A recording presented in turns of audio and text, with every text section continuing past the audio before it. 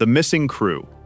On December 4, 1872, the crew of the ship Dei Gratia spotted a vessel drifting aimlessly in the middle of the Atlantic. As they boarded the deck, they braced themselves for a gruesome scene, piracy or a massacre. But the reality was far more unsettling. There was nothing. The ship was perfectly intact, its sails were still set, a 6-month supply of food remained on board, and its valuable cargo was untouched. Only one thing was missing: every single human soul on board. No bloodstains, no signs of a struggle. So, where did everyone go? That ship was the Mary Celeste. Its captain, Benjamin Briggs, was an experienced and respected sailor who had set sail with his family and a trusted crew on a routine voyage from New York to Italy. No one imagined the ship would become the world's most famous ghost vessel. What makes the Mary Celeste the greatest mystery of all time isn't what happened, but what didn't happen. The only lifeboat was gone, but why? The captain's last log entry made no mention of storms or damage. The bizarre twist lay in the cargo. 1,701 barrels of industrial alcohol remained untouched. For over a century, theories ranged from giant squids and pirates to extraterrestrials. But the truth might lie in something invisible to the naked eye: pressure. Modern scientists believe that a few of those barrels may have leaked. In the heat of the ocean, the fumes rose, building up intense pressure within the airtight hold. Captain Briggs likely heard small explosions or smelled toxic fumes, warning signs of what seemed like a slow-motion bomb.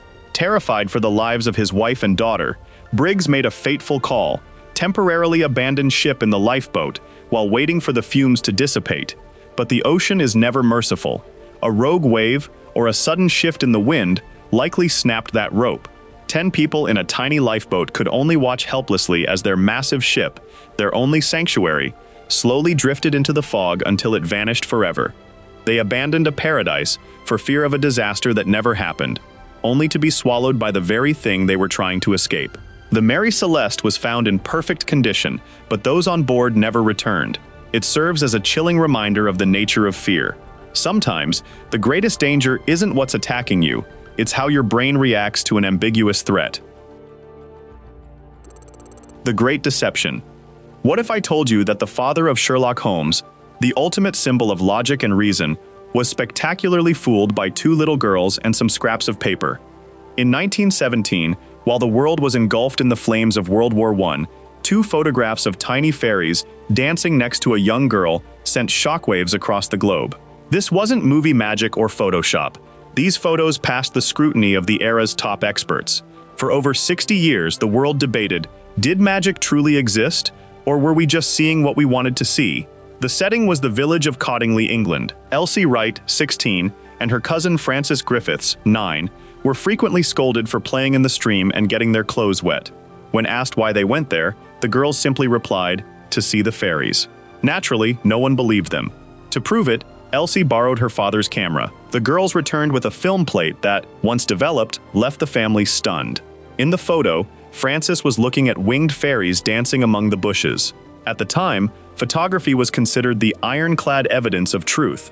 If it was on film, it had to be real.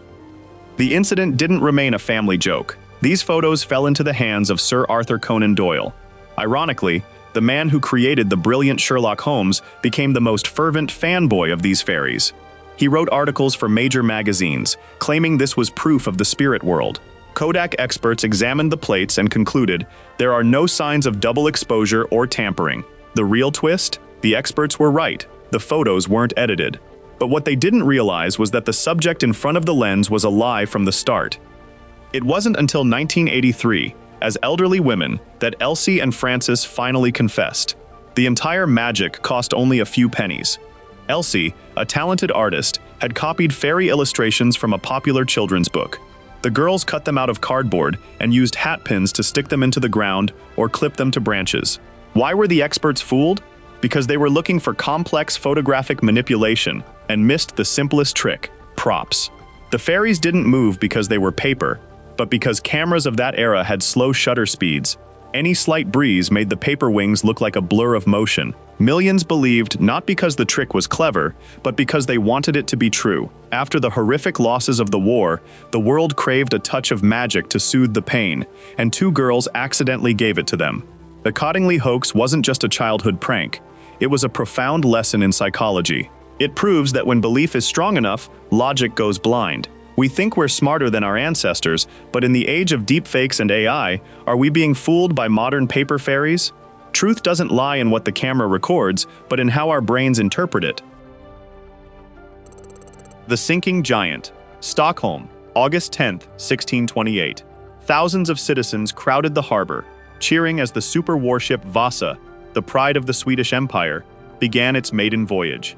With 64 bronze cannons and hundreds of gilded sculptures, it wasn't just a ship, it was a floating fortress, a symbol of King Gustavus Adolphus's absolute power. But just 20 minutes later, having traveled a mere 1,300 meters, a light breeze caught the sails. To the horror of the crowd, this sea monster began to tilt. Water poured into the gun ports, and it sank before their very eyes. How did a masterpiece worth a fortune become a wooden coffin in a matter of moments? In the 17th century, Sweden was a rising military power. King Gustavus Adolphus, known as the Lion of the North, wanted a ship so terrifying that enemies would flee at the mere sight of it.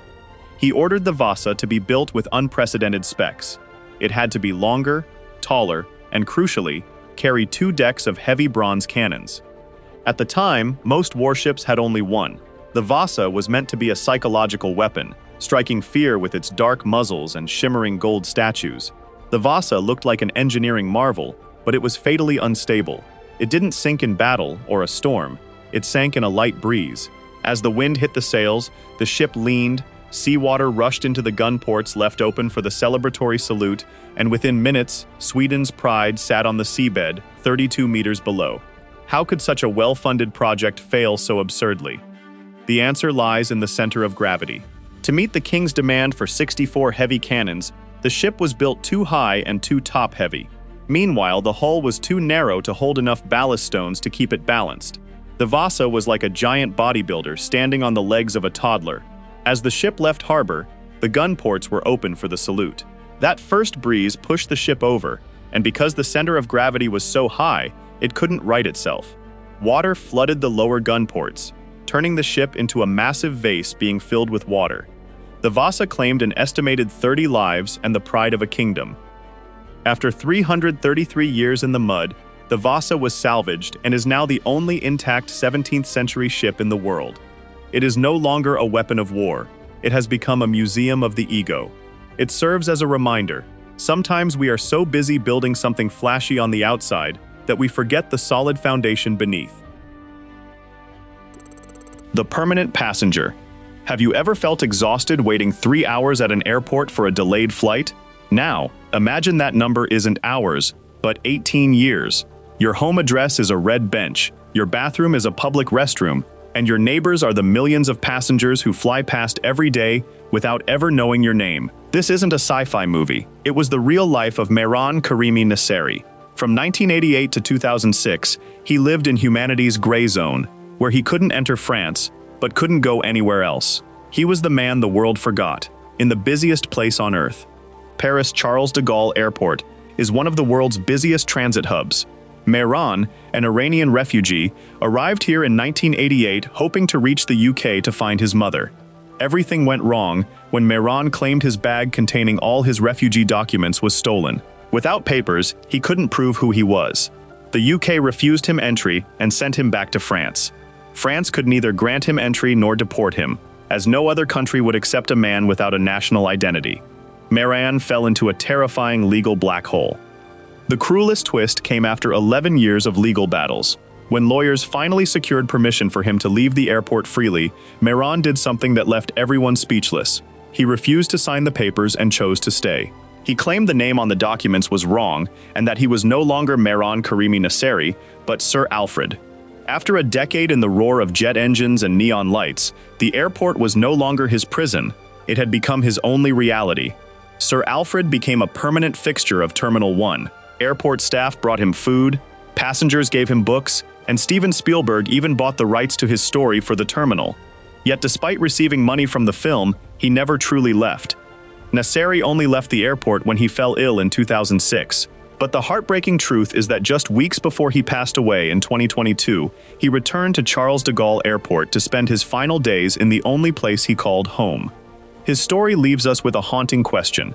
Is home a physical address, or is it just a state of mind? 20 minutes to doom. On the night of September 26, 1983, the world was exactly one button press away from total nuclear annihilation. In a secret bunker near Moscow, sirens shrieked as computer screens flashed blood red.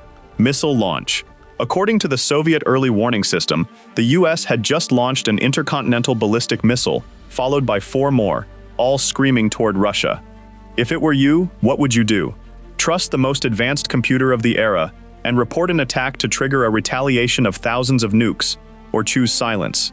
Stanislav Petrov chose the latter. He bet the lives of billions on a single feeling: the computer is lying. 1983 was the height of the Cold War. Just weeks earlier, the Soviets had shot down a South Korean civilian plane, leaving relations with the US on a razor's edge. Both superpowers were on hair-trigger alert.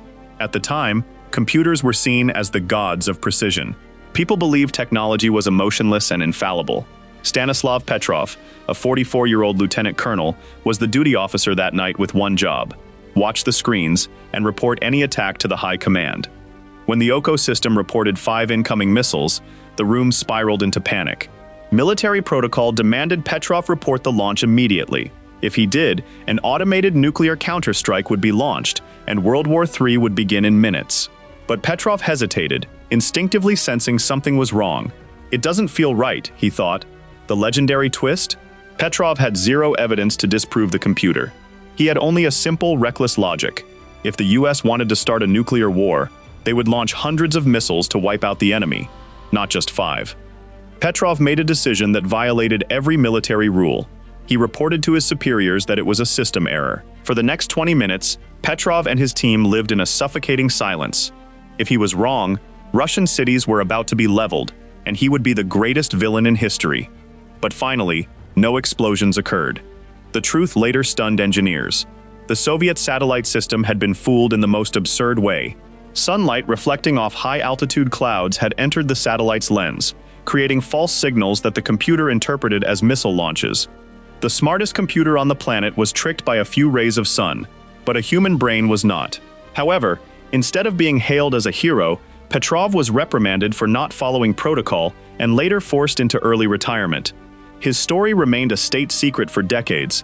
Petrov passed away in 2017 in silence, but his legacy is the very existence of our world today. The Deadly Gentleman. In the mid-19th century, a hospital wasn't a place for healing. It was a slaughterhouse for pregnant women. At the prestigious Vienna General Hospital, mothers would rather give birth on the muddy streets than step foot into the doctor's maternity ward. Why? Because entering the ward felt like signing a death warrant due to the rampant spread of childbed fever. These poor women weren't dying from medical complications. They were being killed by something no one saw, no one believed, and most horrifyingly, something that lived right on the doctor's own hands.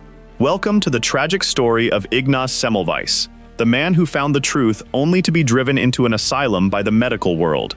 In 1846, young Dr. Ignaz Semmelweis noticed a bizarre paradox. His hospital had 2 maternity clinics. The first, run by doctors and medical students, had a death rate 3 times higher than the second, run by midwives.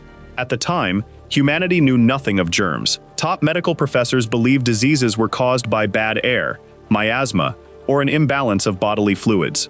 To them, a doctor was a gentleman, and a gentleman was never dirty.